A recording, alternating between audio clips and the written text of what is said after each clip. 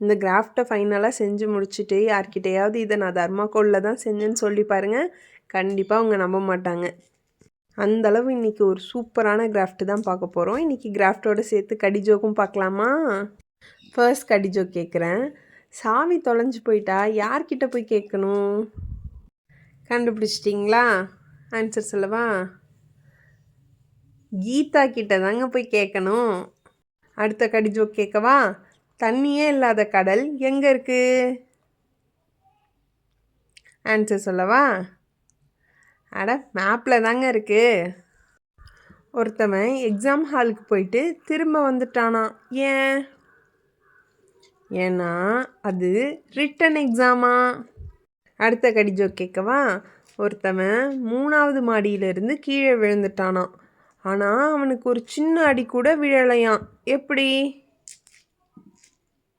பதில் சொல்லவா?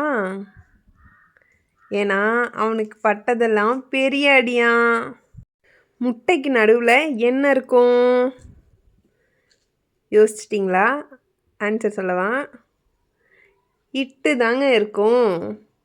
அடுத்த கடி ஜோக் கேட்கவா? ஏன் தூங்குறதுக்கு முன்னாடி குட் நைட் சொல்கிறோம்? இது ரொம்ப சிம்பிள் தான், கொஞ்சம் யோசிங்க. ஆன்சர் சொல்லவா? ஏன்னா தூங்கிட்டா சொல்ல முடியாதுல்ல. அடுத்த கடி ஜோக் கேட்கவா? கடல் தண்ணி ஏன் உப்பாக இருக்குது? ஆன்சர் கண்டுபிடிச்சிட்டிங்களா? பதில் சொல்லவா? ஏன்னா இனிப்பாக இருந்தால் ஈமிக்கும்ல.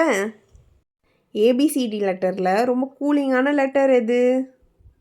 இதுக்கு நிறையா பேருக்கு பதில் தெரியும்னு நினைக்கிறேன். பதில் சொல்லவா? பி தாங்க. ஏன்னா ஏசிக்கு நடுவில் இருக்குல்ல.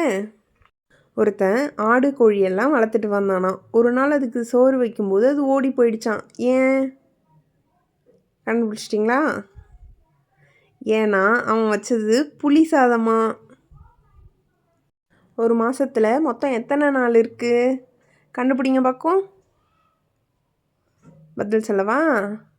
3 நாள் தான். ஏன்னா 4, 14, 24 3 நாள் தானே வருது. இதுதாங்க ஃபைனல் கடி ஜோக். இதுக்கு பதில் நான் சொல்ல போகிறதில்ல, நீங்கள் தான் சொல்ல போகிறீங்க. ஒரு பையன் கல்யாண தரகர்கிட்ட எனக்கு ஸ்மார்ட் ஃபோன் யூஸ் பண்ணுற பொண்ணு தான் வேணும்னு சொல்லி கேட்குறானா. ஏன்? பதிலோடு சேர்த்து கிராஃப்ட் எப்படி இருக்குன்னு சொல்லுங்கள்.